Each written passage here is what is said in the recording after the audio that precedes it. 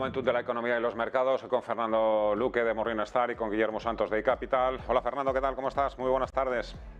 Hola, buenas tardes, Fernando. ¿Qué tal la semana? ¿Más tranquilos, más confiados? Tranquilos no, a ver, viendo los resultados Tranquilos ningún día.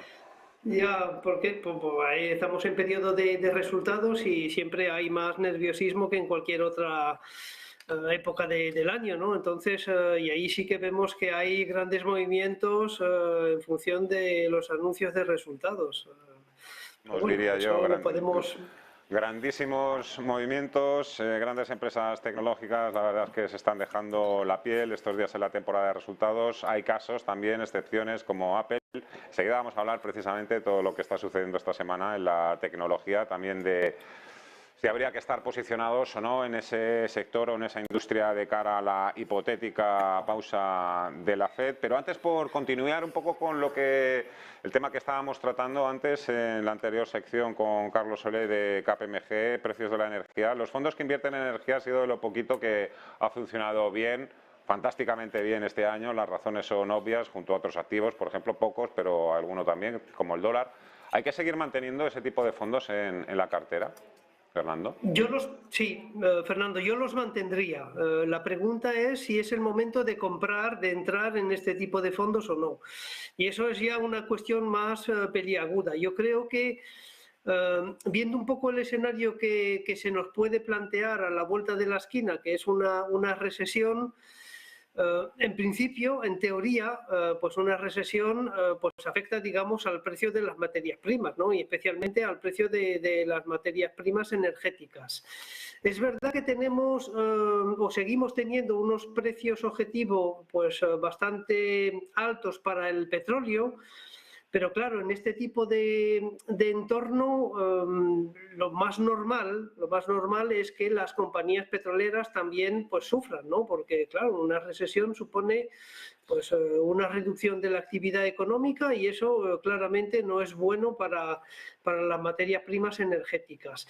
Pero yo creo que teniendo en cuenta un poco el escenario en el que nos estamos moviendo, que podría haber, digamos, caídas adicionales en los precios tanto del petróleo como del gas natural, pero tampoco van a caer mucho más, ¿eh? Ese es el tema, ¿no? Yo creo que ahí hay digamos, una relación entre oferta y demanda que juega a favor de los productores de petróleos y de gas. Entonces, yo claramente mantendría los fondos energéticos en cartera, pero me lo tomaría más tranquilamente en cuanto a si es el momento de entrar ahora mismo en este tipo de fondos o no. En el caso de que alguien, por ejemplo, decida entrar, ¿esta partida la están ganando los gestores activos o el gato al agua se lo están llevando los ETFs que invierten directamente en esta industria? Claro, depende un poco del tipo de producto, ¿no? Porque si uno elige fondos de inversión, pues ahí no hay más remedio que ir hacia gestores activos. No hay, digamos, fondos indexados a un índice del sector energético, ¿no? ¿Por qué? Porque, digamos, hay que entender que los fondos de gestión pasiva están muy concentrados pues en renta variable americana de gran capitalización y estilo blend, que es el S&P 500, y en el MSCI World y poco más. Y eso es también una crítica a la gestión pasiva a nivel de fondos de inversión. Es que sí, hay opciones para invertir en renta variable americana y renta variable mundial, pero fuera de estos dos grandes índices, pues es difícil encontrar fondos indexados. Entonces, si uno quiere pues una gestión pasiva, tiene que pues cruzar la calle e ir al mundo de los ETFs. Yo personalmente pues me gusta el mundo de los ETFs porque ahí pues se controla bastante el coste, y es verdad que en fondos sectoriales el gran problema es que los fondos sectoriales suelen ser caros, más caros que evidentemente los fondos que invierten pues a nivel regional. Y ahí pues yo creo que es una gran ventaja del ETF, ¿no? El coste muy bajo respecto a estos fondos sectoriales que para mí son muy caros, pues ofrece, digamos, una ventaja muy importante para los ETFs. Desgraciadamente no para los fondos de gestión pasiva, pero es un poco la estructura de mercado que tenemos. Tampoco hay fondos de gestión pasiva por ejemplo, pues referenciado al Nasdaq. Yo creo que tenemos 2 o 3 a nivel europeo y 2 son españoles. Ahí claramente hay pues una falta de oferta por parte de las entidades en hacer llegar fondos pasivos más allá de renta variable americana y renta variable global a los partícipes finales. Interés por la temática de la transición energética, que también hemos tocado anteriormente, ¿ha aumentado o ha disminuido desde el comienzo de la invasión de Ucrania? Es verdad que si cogemos, por ejemplo, fondos clasificados como de transición energética que tuvieron pues un año 2020 pues francamente espectacular, luego hubo una gran caída y ahora pues están recuperando, ¿no? Y yo creo que ahí sí que puede haber oportunidades interesantes. Si me dices si me gusta una temática en particular, yo creo que el de la transición energética es, desde mi punto de vista, pues una de mis preferidas, pero yo lo englobo dentro de un marco bastante amplio, ¿no? No únicamente los fondos con la denominación pues de transición energética, sino por ejemplo pues todo lo que es relativo al uranio, al hidrógeno, yo creo que tienen cabida dentro de una cartera de medio largo plazo. Me vas a permitir que te cambie ahora de tercio. Hablemos de tecnología porque están siendo los grandes protagonistas de la semana. Resultados, pues bueno, en algunos casos la verdad es que no había por dónde cogerlos, en el caso de Facebook, y en otros casos, pues bueno, más clara, ¿no? Esa reducción de la demanda, el tema de la caída de los ingresos publicitarios, la caída también de suscriptores en la nube. Estamos hablando de tecnología, Microsoft, Google, Alphabet, hoy nos hemos dado un buen coscorrón con todo el tema también de Amazon. Aquí la única que aguanta de momento es Apple, pero bueno, son los que más han sufrido, de los que más están sufriendo en este 2022, en principio también deberían ser, lo que pasa es que lo digo con toda la precaución del mundo, los que mejor se comporten cuando la Reserva Federal hice la bandera blanca, ¿no? Ya definitivamente. Sí.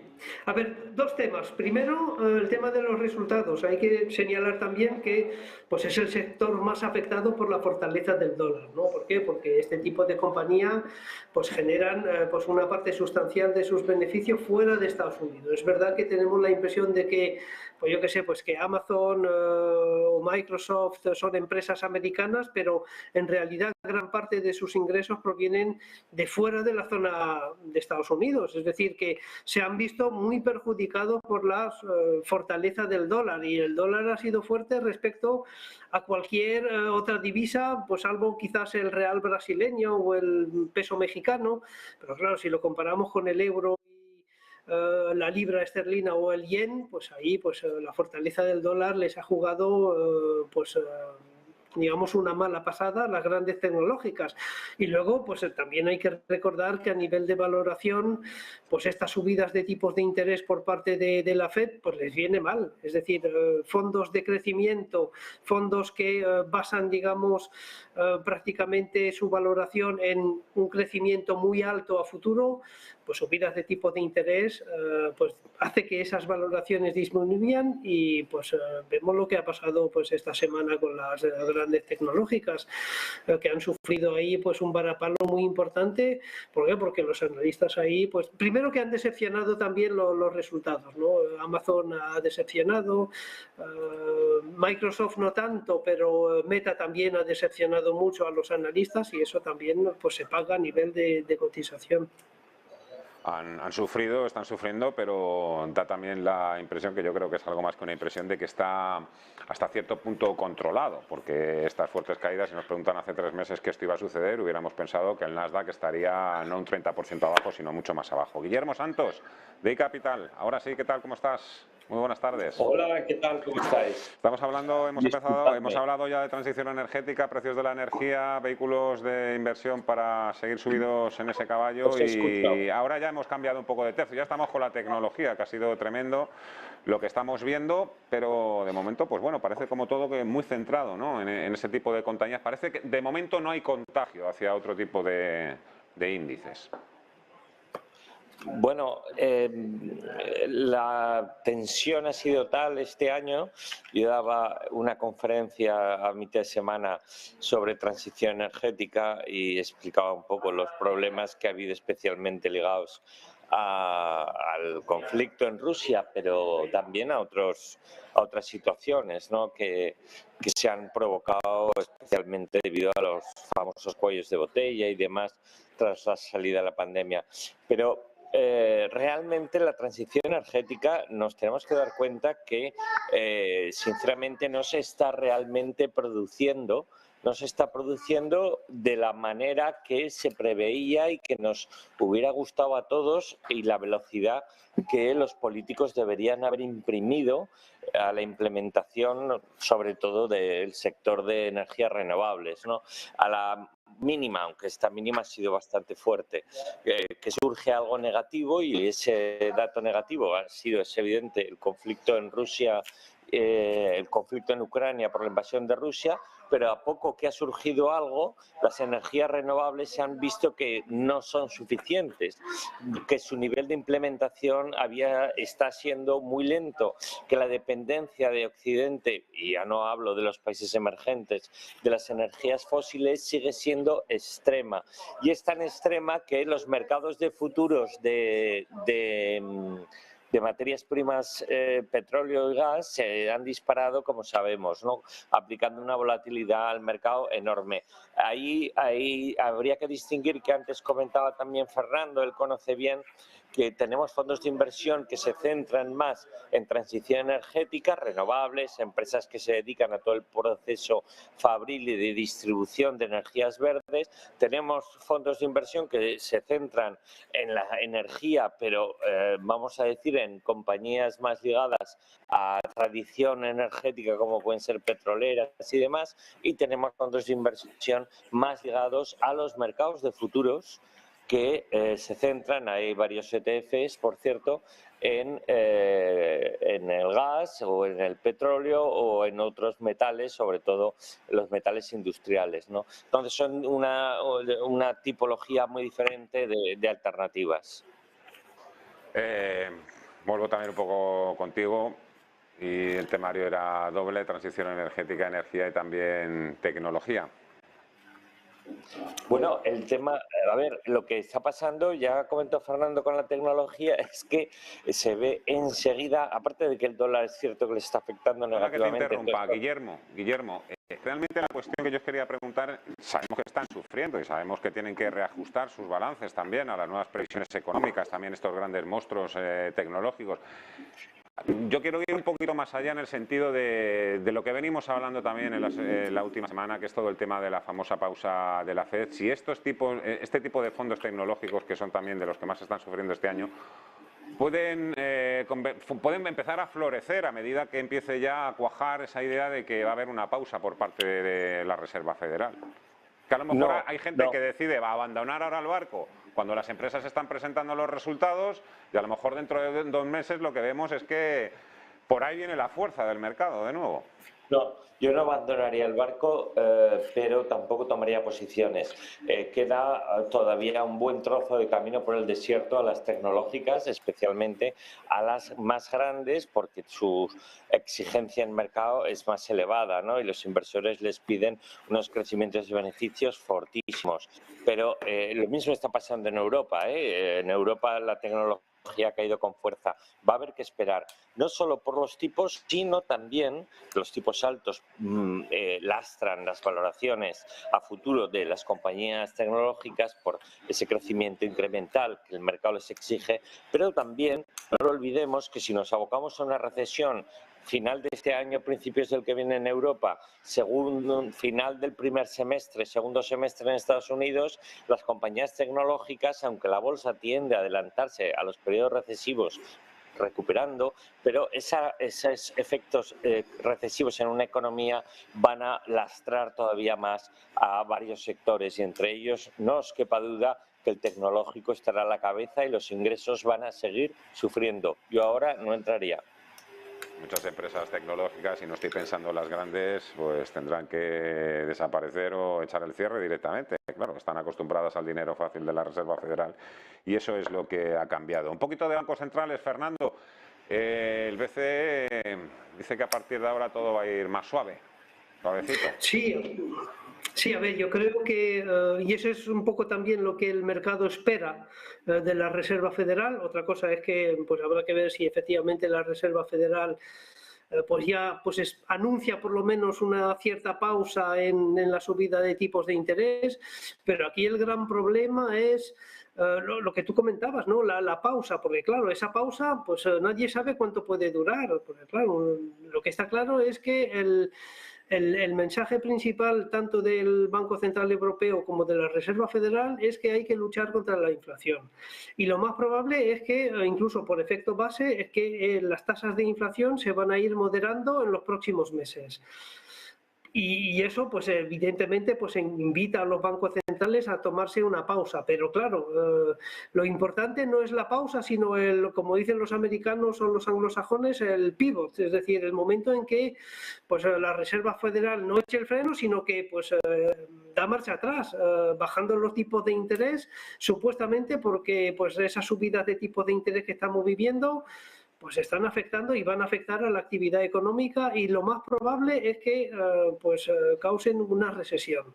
No sé si una recesión técnica o una recesión en toda regla, pero una recesión es lo más probable. Y ese, digamos, es la gran incógnita, que yo creo que sí que va a haber una pausa, porque evidentemente pues en la Reserva Federal pues se están dando cuenta de que esas subidas de tipos de interés van a hacer daño y además son conscientes de ello. Pero claro, no es lo mismo mantener, digamos, los tipos altos durante 3 meses que durante un año. Y eso hace mucho daño. Y eso, la longitud de la pausa, nadie la sabe ahora mismo. Entonces estamos en un nivel de incertidumbre bastante grande. Es verdad que todo el mundo pues espera pues, que haya esa pausa y esa pausa va a llegar, obviamente, ¿no? Los tipos de interés no pueden subir hasta el cielo. En algún momento pues la FED se parará al ver, digamos, las tasas de inflación reducirse de forma rápida, yo creo. Lo que pasa es que no sabemos hasta dónde se van a parar. No es lo mismo que se paren en el 3% que en el 5%. Y ahí es la gran incógnita de la actuación de los bancos centrales. Yo creo que es eso, no hay que levantar falsas expectativas, pausa sí, giro desde luego no, que vayan a ir más lentos, en este caso el Banco Central Europeo, no significa que el Euribor vaya a bajar del 2,7, 2,8%, que yo creo que lo tenemos a esos niveles como mínimo, durante todo 2023. Fernando Luque, editor jefe de Morningstar. Guillermo Santos, de iCapital. Muchísimas gracias a los dos. Cuidaros. Un fuerte abrazo. Gracias. Hasta la próxima semana. Un abrazo. 12:49. Vamos a mirar también a las FAN, a las tecnológicas, Amazon, Apple, Google, Microsoft. Enseguida con Javier Payete de GPM.